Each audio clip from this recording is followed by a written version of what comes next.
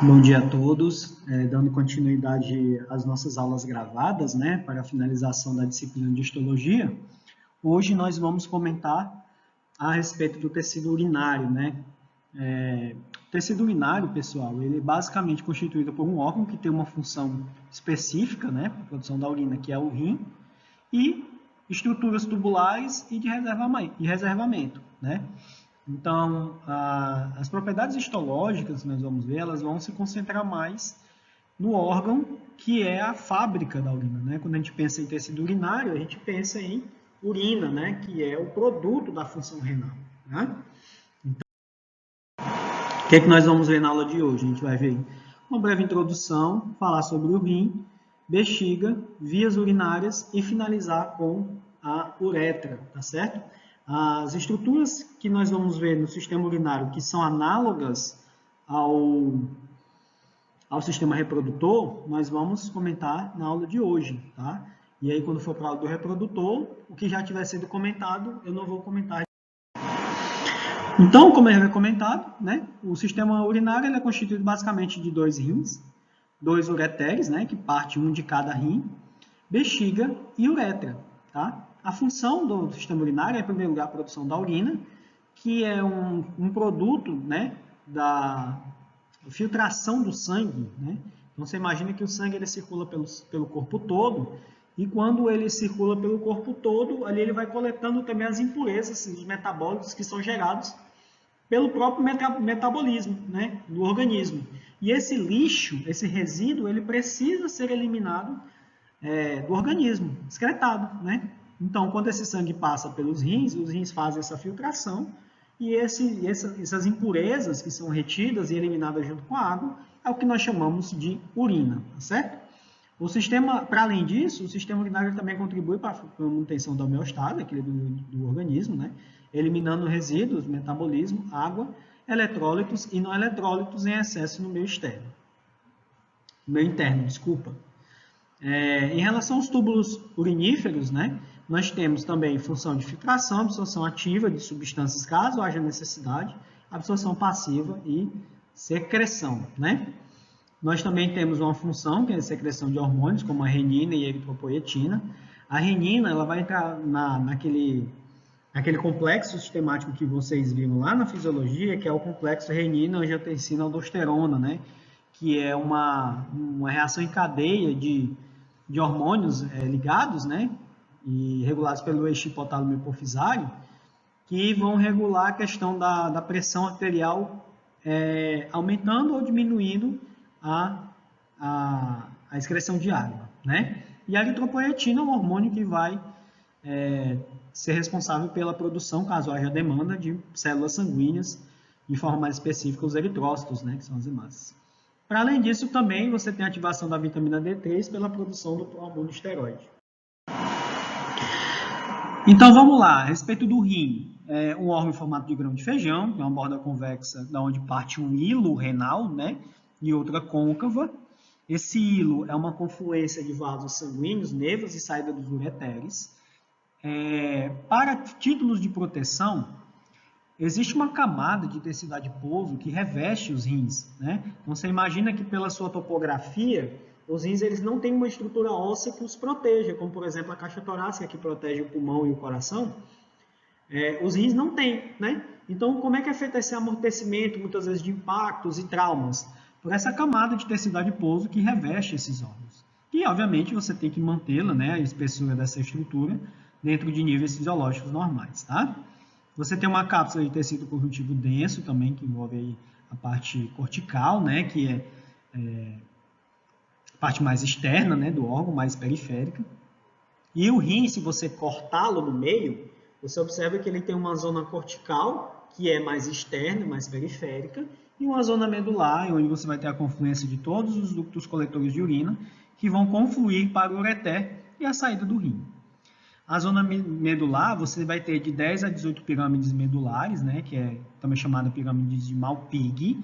Essas pirâmides elas são confluências dos ductos coletores, que nós vamos ver um pouquinho mais para frente, que fazem parte da estrutura, que é o néfron, né, que é a estrutura, a subunidade mais básica de filtração do sangue. Tá? E você também tem papilas perfuradas de 10 a 25 orifícios, chamada área crivosa. Tá? Da zona medular partem raios medulares que penetram a cortical. Na cortical você vai ter a maior parte dos corpos dos néfrons, né?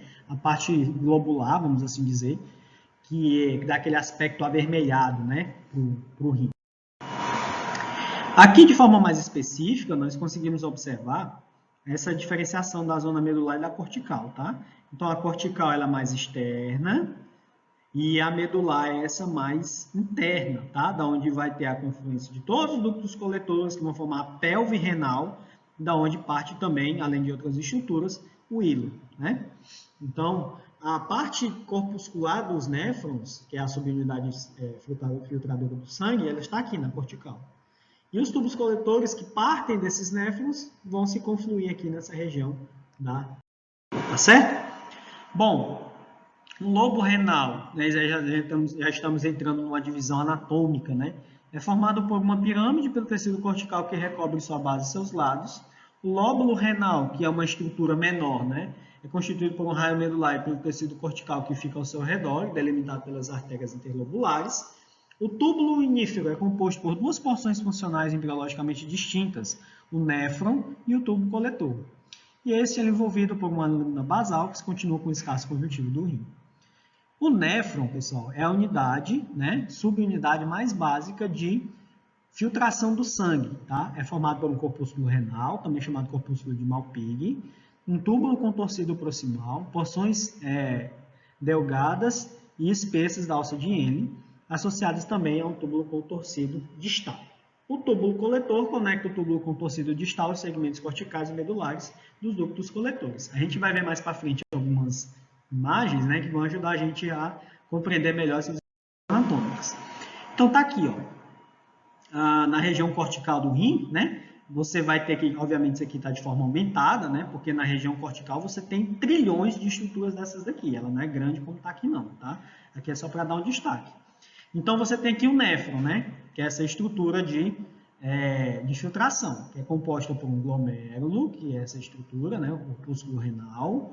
E é aqui os capilares sanguíneos, eles começam a girar, a se confluir, né? Fazendo com que você tenha um aumento do fluxo sanguíneo nessa região. E à medida que esse sangue ele vai por turbilhonamento, passando por esses capilares que são fenestrados, as impurezas elas vão sendo lançadas aqui nessas estruturas tubulares, tá? Obviamente, essas impurezas elas são carreadas com um pouco de água, que é para facilitar o trânsito, tá? Então, você vai ter o túbulo contorcido proximal, a alça de Henle aqui, que é a queda do Beach Park, né? Aqui do insano, né? Do Beach Park, e aí que vem pelo túbulo contorcido distal, e aí vai confluir com o túbulo contorcido distal dos outros néfrons, certo? Aqui é só uma forma mais específica, né? De você demonstrar. Toda a estrutura do néfron ela é totalmente revestida por capilares sanguíneos, tá certo? Esses capilares sanguíneos é o que vão dar essa estrutura extremamente vascularizada, e quando chega aqui na altura do glomérulo é que há então o turbilhonamento e a separação das impurezas, tá certo? Essas impurezas elas vão trafegando aqui, primeiro pelo tubo contorcido proximal, alça de Henle, tubo contorcido distal, e aí quando passa para a região medular, é que de fato você tem a recepção da maior parte dos tubos contorcidos distais dos outros néfrons, tá certo? E aí eles vão ser todos confluindo para estruturas cada vez maiores, até serem conduzidos pela pelve renal para o ureter. A respeito dos corpúsculos renais de filtração de sangue, o corpúsculo renal ele é formado por um tufo de capilares, que é o glomérulo, que por sua vez é envolvida pela cápsula de Bowman, tá? Então, você tem aqui, vamos só voltar aqui, que não dá para voltar na apresentação, tá? Mas aí vocês lembram que tem aquela estrutura globosa, né? Ali é o corpúsculo renal, tá? Aquele tufo de capilares que tem dentro é o glomérulo, tá certo? A cápsula de Bowman ela é dividida em dois folhetos. O folheto interno, também chamado visceral, que apresenta células especializadas, os podócitos, né? São o corpo celular mais prolongamentos primários que dão origem aos prolongamentos secundários. E entre os prolongamentos secundários dos podócitos existem espaços denominados fendas de filtração. Um outro folheto que também compõe a cápsula de Bowman é o folheto mais externo, também chamado de folheto parietal, tá? É composto de epitélio simples pavimentoso, mais uma lâmina basal associada a uma fina camada de fibras reticulares. Os folhetos são divididos pelo espaço subcapsular. A arteríola aferente divide-se em vários capilares que constituem as alças e as arteríolas referentes à regulação da pressão hidrostática, certo? Então tá aqui, ó, a cápsula de Bowman, né? Você tem o folheto parietal, que é virado para a região mais externa, e o folheto visceral, que é voltado para a face mais interna, tá? Lá nas nossas aulas práticas, nós vamos observar essas estruturas aqui, que são os glomérulos. Provavelmente vocês não vão ter assistido essa aula até a nossa aula prática, né? Mas já fica aqui a menção, tá certo? Então, o corpúsculo renal é isso. Essa estrutura, que é a cápsula de Bowman. Essa estrutura de capilares aqui dentro é o glomérulo, né? E aqui é onde o sangue passa em alta velocidade para que haja filtração do sangue, né? Aqui é só para demonstrar a presença dos podócitos, que são essas estruturas que revestem, né, as estruturas de capilares, né? E aqui, obviamente, esse espaço aqui é o espaço interno da cápsula de Bowman, tá? Então, esses podócitos é aqui o corpo celular e as emissões, né, os prolongamentos primários e secundários.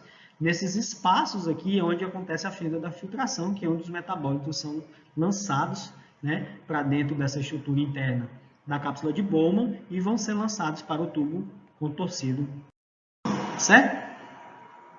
Então, o glomérulo ele apresenta capilares arteriais fenestrados, né, que é para permitir justamente a passagem dos metabólitos e a produção do filtrado glomerular. Nesse momento, pessoal, nós não falamos ainda de urina, tá? Nós falamos de filtrado glomerular, que é aquele primeiro acúmulo de metabólitos, né, junto com um pouco de água. E aí você tem também que relembrar a questão da pressão hidrostática do sangue associada à pressão osmótica dos colóides, do plasma, associada também à pressão do líquido contido na cápsula de Bowman. A coleta desse filtrado glomerular depende do equilíbrio entre essas três forças. Tá?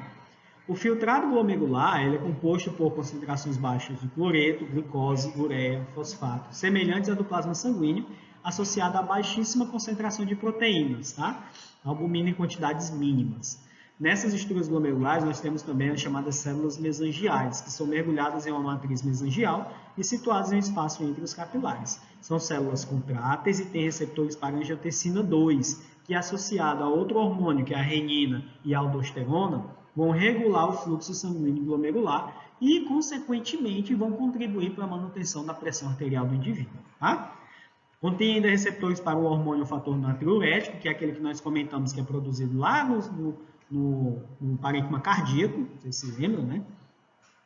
Garantem um suporte estrutural glomérulo, sintetizam matriz extracelular, fagocitam e digerem substâncias normais e patológicas, tá? Através da formação de complexos antígenos de anticorpo e produzem moléculas biologicamente ativas, menos endotelinas.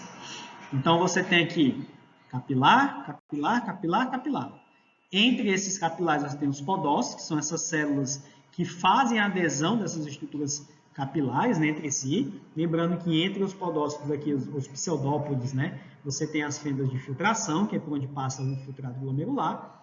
E você também tem aqui a figura das células mesangiais, nessa estrutura estromal, vamos assim dizer, juntamente com os podócitos, realizando as funções que nós já descrevemos.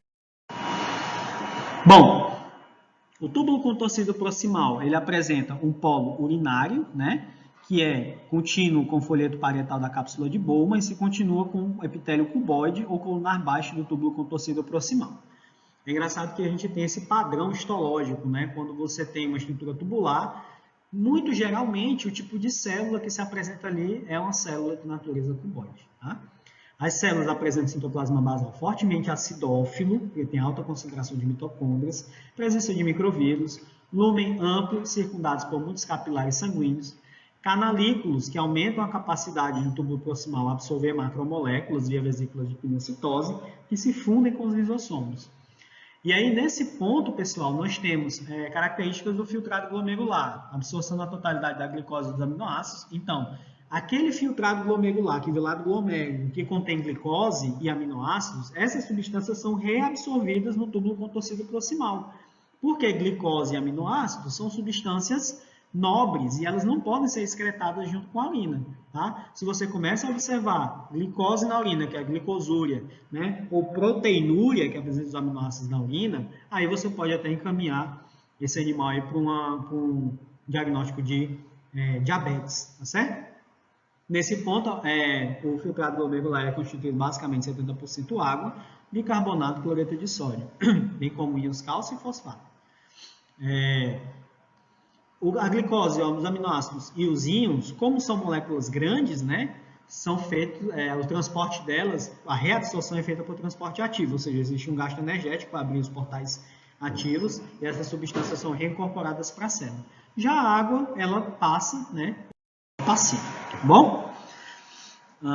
Então, você tem nas células, nas paredes dos tubos contorcidos proximais, essa estrutura cuboide, tá? Onde você observa a presença de microvírus, a órgão e escova, né? E aí é feita a reabsorção das estruturas de glicose, aminoácidos e íons, macromoléculas complexas, né? Para dentro da estrutura do organismo, para isso não ser junto com a urina. A alça de Henle possui estrutura em formato de U, tá? Um segmento delgado interposto a dois segmentos espessos. Então, o U é o que eu costumo chamar de insano do Beach Park, né? Aquela alça mais longa, né? Que tem uma queda bem pronunciada e um retorno vertical também bastante pronunciado.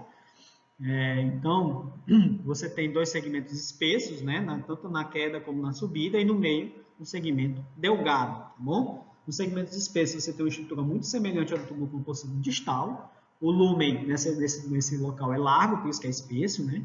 Composto de epitélio simples pavimentoso, e os segmentos delgados são aqueles mais permeáveis à água.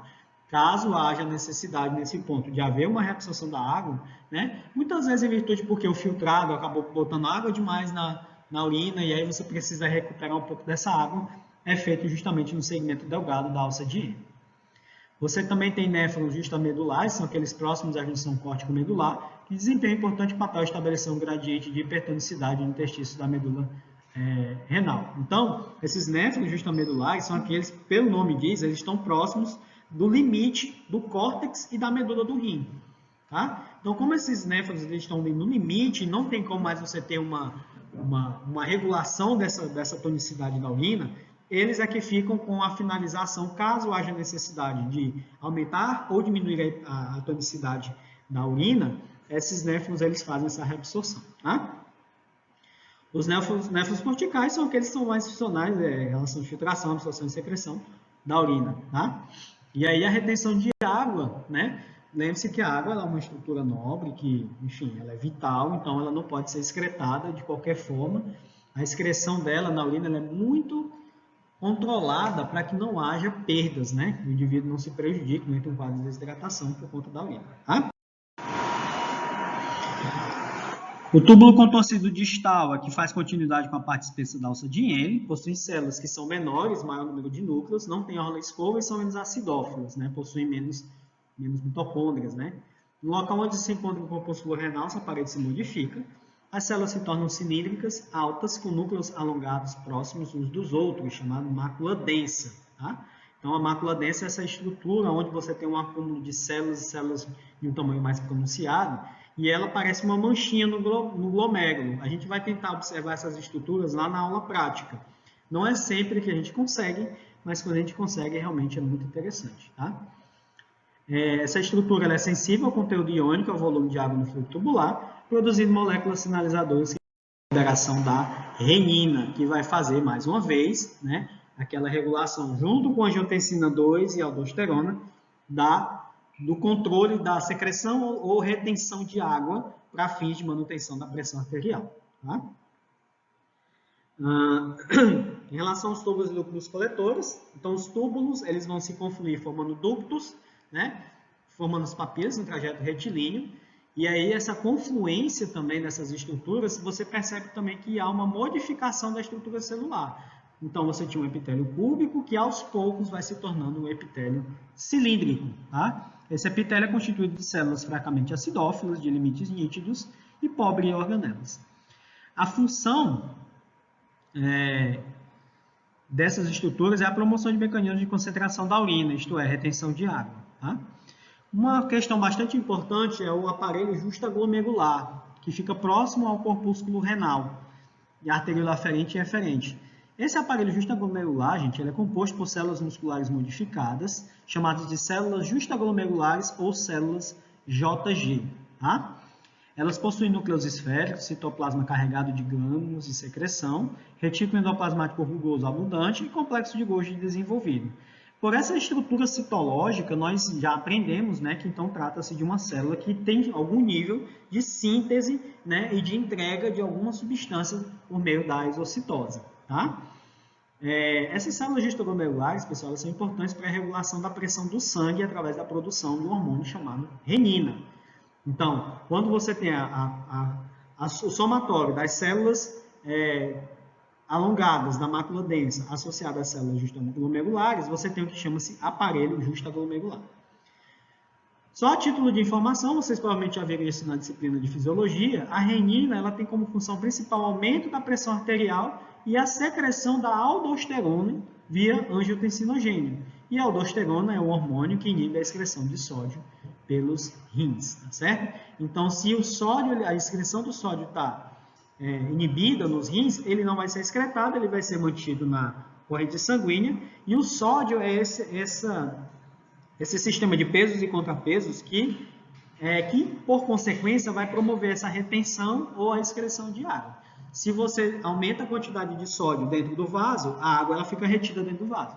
Se você excreta mais sódio, o leito capilar, né, do vaso fica menos tônico e aí você perde água para a urina. Aqui é a estrutura histológica, né, onde nós observamos o endotélio, né, o túbulo contorcido distal, células justaglomerulares compondo aqui a periferia, né, do túbulo contorcido distal, justamente para permitirem, através desse mecanismo fino, a regulação da urina, tá? Bom, já estamos encerrando uma aula curta, né? E aí, em relação à circulação, o que é que nós observamos? Na entrada nos rins, a artéria renal divide-se em dois ramos, a porção arterial, que é ventral, e a porção posterior, que é dorsal, tá? Na região do hilo, nós vamos ter artérias interlobares, né, que vão se confundir formando as pirâmides renais. A junção córtico-medular ficaria à base das pirâmides, e aí essa confluência tornaria as artérias aciformes, artérias interlobulares, arteríolas aferentes dos glomérulos, capilares glomerulares, arteríolas eferentes, rede capilar peritubular, vasos retos, tá? Que vai promover a nutrição e oxigenação da cortical e a remoção de refluxo. Essa questão dessa ramificação da vascularização é apenas a título de curiosidade, tá? Vocês não precisam focar muito em aprender essa sequência, não. Ela não é importante para a gente, não. O endotélio do ramo descendente é do tipo contínuo, porém as células do ramo ascendente são fenestradas, tá certo? Aí os capilares da parte superficial da cortical se unem, né, formando as vias estreladas, depois as vias interlobulares, as vias aciformes, as vias interlobares, a via renal e a saída dos rins, tá? Então, vamos só lembrar que quando você fala de artérias, as artérias elas fazem ramificações, enquanto que as veias fazem confluências, né? Então, as veias elas se unem, elas se anastomosam. Tá? Aqui é só para mostrar essa questão da circulação, né? A gente não vai se ater muito a isso, é só mesmo uma questão de ramificação e confluência, né? Quando você passa da artéria para a veia, tá? A gente não é tão aí não. O interstício renal é composto pelo espaço entre os néfrons e os vasos sanguíneos e linfáticos, tá? Você apresenta escassez na cortical e é ampliado na medular. Contém pequena quantidade de tecido conjuntivo, fibroblastos, fibras colágenas, principalmente na medula, substância fundamental muito hidratada e rica em proteoglicanos. A presença de células intersticiais, que são células secretórias, né, que apresentam gotículas lipídicas citoplasmáticas, e auxiliam na produção de prostaglandinas e prostaciclinas. Tá? Essas substâncias nós não vamos dar um enfoque nelas nessa disciplina, e elas serão tratadas no próximo semestre, na patologia geral, quando a gente for falar de processo inflamatório. Tá? As células, só como observação, as células do interstício da cortical renal produzem 85% da eritropoetina do organismo. Então, a produção de células vermelhas do sangue está muito regida pela função renal, de forma mais específica por essa região. Em relação às bexigas e vias urinárias, você vai ter simplesmente estruturas de armazenamento temporário e liberação dessa urina para o meio externo, tá? Então, está aí o armazenamento da urina formada pelos rins por algum tempo e que a conduzem para o exterior. A mucosa, você vai ter um epitélio de transição associado à lâmina própria de tecido conjuntivo, frouxo a denso. Células superficiais do epitélio de transição. Lembre-se que as células da bexiga são um epitélio de transição, tá? Que é aquele epitélio que, quando a bexiga está relaxada, as células apresentam conformação cúbica, mas quando ela está distendida, ou seja, repleta, né? As células elas vão se esticando e apresentam uma morfologia que parece, né, pavimentosa, tá certo? Então, é chamado de epitélio de transição. Representa a barreira osmótica entre a urina e os fluidos teciduais. Então, tá aí, a bexiga esvaziada, a membrana se dobra nas regiões delgadas e as placas espessas se invaginam e se enrolam, formando vesículas fusiformes que permanecem próximas à superfície celular. Com a bexiga repleta, a parede se distende e ocorre o processo inverso, com transformação das vesículas citoplasmáticas fusiformes em placas que se inserem na membrana, aumentando a superfície da célula. Você tem uma camada muscular, né, que apresenta a camada longitudinal interna e circular externa, e a partir da porção inferior do ureter aparece uma camada longitudinal externa. Na parte proximal da uretra, a musculatura da bexiga forma o seu esfíncter interno. As vias urinárias são envolvidas externamente por uma membrana adventícia, exceto a parte superior da bexiga, que é coberta por uma membrana serosa, tá? Contínua com o peritônio. Para concluir, é importante que a gente ressalte que a uretra ela é diferente em machos e fêmeas. No macho, a uretra ela tende a ser mais comprida e mais estreita, enquanto que a uretra feminina ela é mais curta e mais ampla. Tá? Como a uretra masculina ela é mais longa, a gente divide ela em 3 partes. A uretra prostática, que é aquela justamente que passa para a região da próstata, que nós vamos abordar melhor na próxima aula de sistema reprodutor. Você tem a porção membranosa, que é aquela que faz aquela curva no sentido de entrada no pênis, e a uretra que passa propriamente pelo pênis, que é a uretra cavernosa ou peniana. Tá? A uretra membranosa é revestida por epitélio pseudoestratificado colunar, mas esse esfíncter de músculo estriado, e a uretra peniana ela apresenta um epitélio pseudoestratificado colunar com áreas de epitélio estratificado pavimentoso. Na parte peniana da uretra, nós temos as famosas glândulas de Littré, que são glândulas que produzem uma secreção do tipo mucosa, tá? As porções secretoras diretamente ligadas ao epitélio e revestimento da uretra, enquanto outras contêm ductos excretores. Essas glândulas de Littré, elas promovem essa substância mucosa que serve para a lubrificação da estrutura do pênis, bem como da glande também, tá? A uretra feminina, ela apresenta um epitélio plano estratificado, geral, com áreas de epitélio pseudoestratificado colunar, bem como a presença de esfíncter de músculos estriados, que é o esfíncter externo da uretra. Tá certo? Então, o que nós tínhamos para falar de histologia do sistema urinário era isso. Vou lançar também a lista de exercícios junto com essa gravação, e aí vocês também façam um estudo desse sistema com o livro. Tá? Não fiquem apenas com a gravação, tudo bem? Então, ficamos aqui e até a próxima.